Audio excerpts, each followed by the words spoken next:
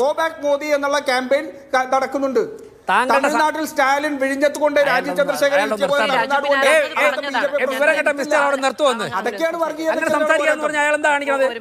ഞാൻ ഡയറക്റ്റ് അങ്ങോട്ട് ചോദിക്കട്ടെ. ഹിന്ദു വിശ്വാസം ഒരു സാമുദായിക വിശ്വാസം പോട്ടെ, സാമുദായികമായ വിശ്വാസപരമായ ആചാരപരമായ നിലപാടെടുക്കാൻ BJP-ക്കുള്ളതിനേക്കാൾ ധാർമ്മികമായ ഒരു അടിത്തറ മുൻതൂക്കം എന്ന് പറയുന്നത് NSS-നാണ്. എടി പെണ്ണേ, നിന്റെ ചാട്ട എങ്ങോട്ടാണെന്നൊക്കെ എനിക്ക് മനസ്സിലാവുന്നുണ്ട്. ആ വെള്ളം അങ്ങ് വാങ്ങി വെച്ചേക്ക്.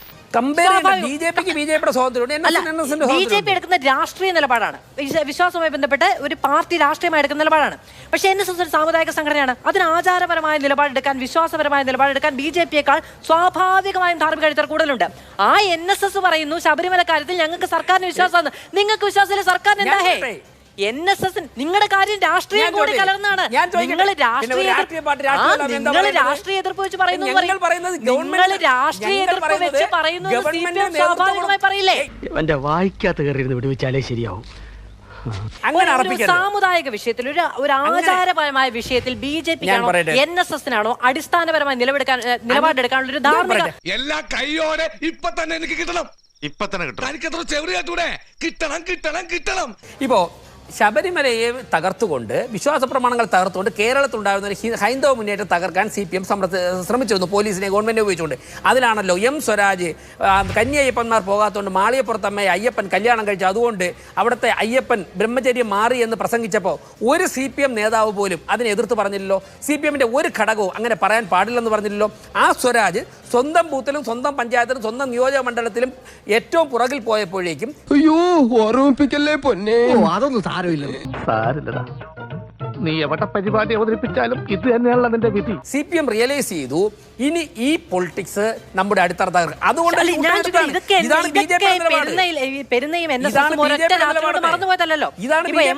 ഇങ്ങനെ പറഞ്ഞിട്ടുണ്ടോ ഇല്ലയോ എന്നുള്ളതും മുഖ്യമന്ത്രി തന്ത്രി കുടുംബത്തെ കുറിച്ച് ഇങ്ങനെ പറഞ്ഞിട്ടുണ്ടോ ഇല്ലയോ എന്നുള്ളതൊന്നും NSS ഒരു ദിവസം മറക്കുന്നില്ല. അതാ നിന്റെ വിഷമം അല്ല പിന്നെ?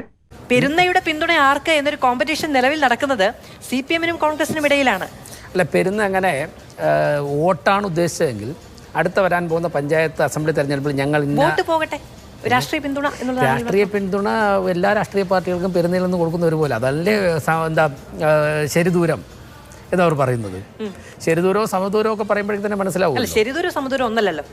അതെ, സമദൂരവും ശരിദൂരവും ഒക്കെ NSS പറയുമ്പോഴേക്കും പിന്തുണ ആർക്കാണെന്ന് വ്യക്തമാവില്ല. ഞാൻ ചോദിക്കുന്നത്, NSS വരാൻ പോകുന്ന പഞ്ചായത്ത് അസംബ്ലി തെരഞ്ഞെടുപ്പിൽ ഞങ്ങൾ ഇന്ന കക്ഷിയെ പിന്തുണയ്ക്കുമെന്ന് പറഞ്ഞിട്ടുണ്ടോ? പിന്നെ എന്തിനാ ആവശ്യമില്ലാത്ത മാനങ്ങളിലേക്ക് എത്തുന്നത്? അയ്യോ, അങ്ങനെ പറഞ്ഞൂടാ. പിന്നെ ഞാൻ എന്തിനു വന്ന? ഞങ്ങൾ ഫൈറ്റ് ചെയ്തത് CPM എന്ന രാഷ്ട്രീയ പാർട്ടിയോടാണ്.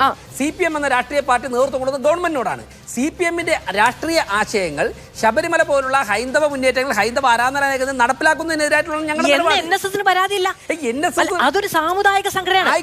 അതായത് കേരളത്തിലെ പ്രബലമായ 2 സാമുദായിക സംഘടനകൾ, അതിന്റെ നേതാക്കൾ ശബരിമലയുമായും വിശ്വാസപരവുമായി ബന്ധപ്പെട്ട കാര്യങ്ങളിൽ ഞങ്ങൾക്ക് സർക്കാരിനെ വിശ്വാസമാണ് എന്ന് പറഞ്ഞു കഴിഞ്ഞ ഗ്രൗണ്ട് ഞാൻ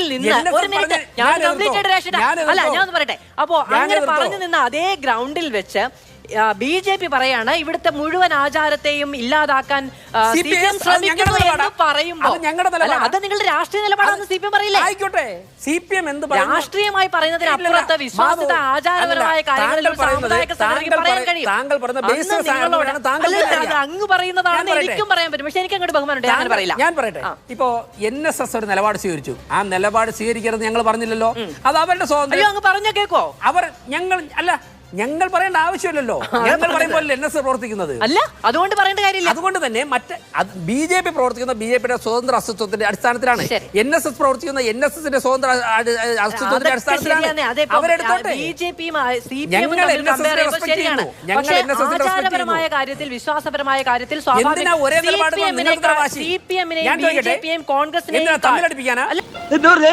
കോൺഗ്രസിനെ ഒരു കുത്തിത്തിരിപ്പുണ്ടാക്കിയപ്പോ എന്തൊരാശ്വാസം.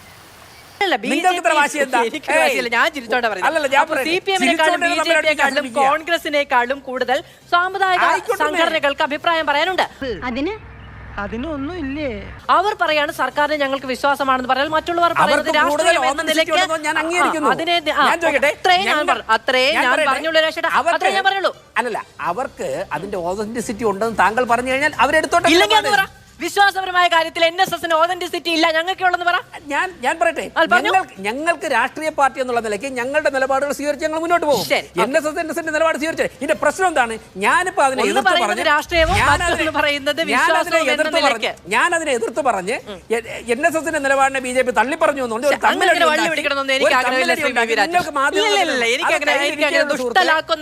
പക്ഷെ നിലപാട് പറയാനേ പറഞ്ഞുള്ളൂ. ഗോ ബാക്ക് മോദി എന്നുള്ള ക്യാമ്പയിൻ നടക്കുന്നുണ്ട്. തമിഴ്നാട്ടിൽ സ്റ്റാലിൻ വിഴിഞ്ഞത്ത് കൊണ്ട് രാജീവ് ചന്ദ്രശേഖരൻ അതൊക്കെയാണ്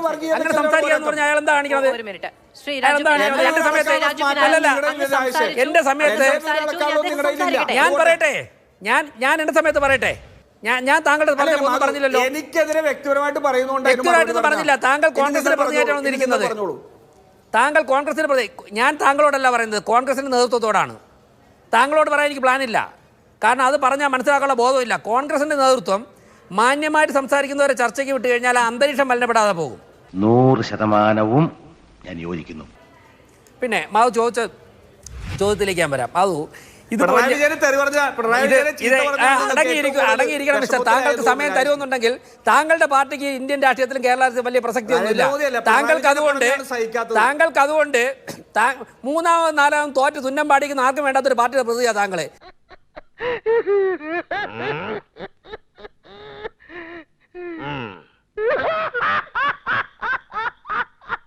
അതെ, ഞാൻ വേണ്ടാന്ന് പറഞ്ഞത് അവനെ തല്ലണ്ടെന്നല്ല, അവന്റെ കയ്യിൽ നിന്ന് തല്ല് കൊള്ളണ്ടാന്നാ പറഞ്ഞത്. ഞാൻ പോകുന്നു. ബൈ.